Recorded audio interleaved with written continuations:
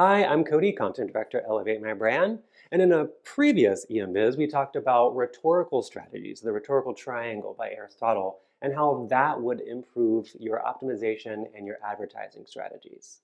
In this EMBiz video, we're talking about literary strategies and how that can improve your headlines and descriptions in your advertising, especially if you're in a crowded ad market.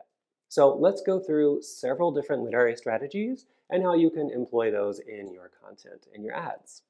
The first is alliteration.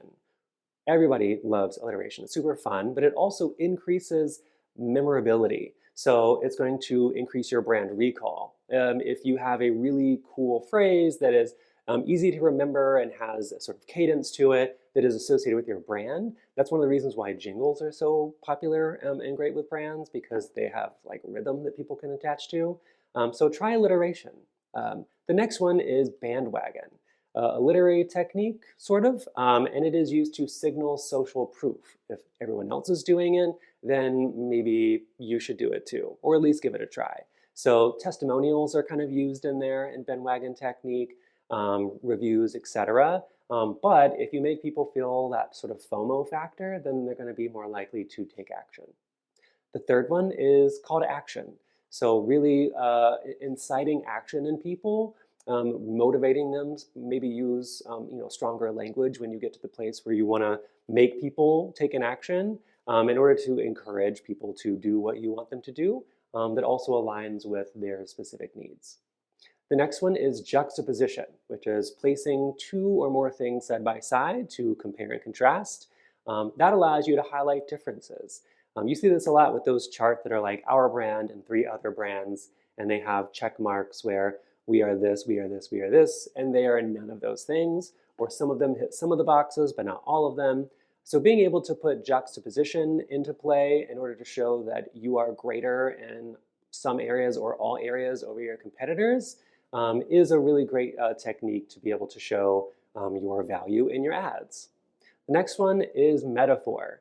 People just get things better when you use like a simile or a metaphor in order to say, we are like this, right? Especially if you're like blazing new territory, like if you're creating a new category, to get people to understand what it is that you do, maybe use metaphors in order to put it into terms that people can understand.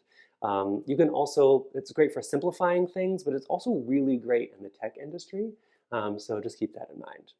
The next one is hyperbole, and that is really the greatest literary technique of all time. Just kidding, that's just an example. Hyperbole is when you emphasize a point almost to absurdity, right? So you don't even necessarily have to be completely, not necessarily truthful, but if you make it so that it's very clear that you are exaggerating the point, you can use that for humor, you can use that for memorability.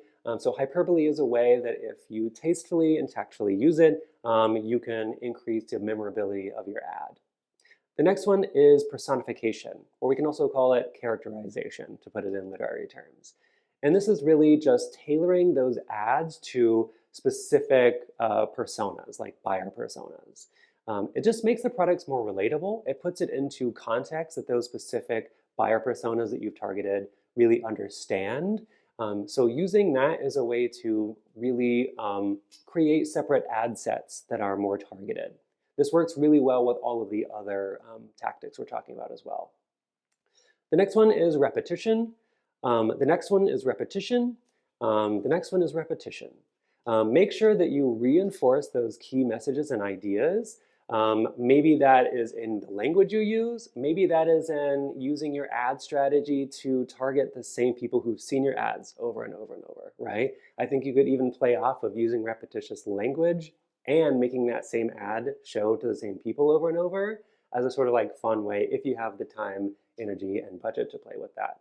But repetition, I think it's something like you really need people to hear something 8 to 12 times before they really internalize it. So play with repetition. And then the final one is rhetorical questions. Have you ever used these in your ads? That's a rhetorical question. Using those really encourages thought And it's not like you're expecting them to answer. What you're really just trying to do is get them to think about their answers and think about their challenges and their needs and the solutions that they are looking for.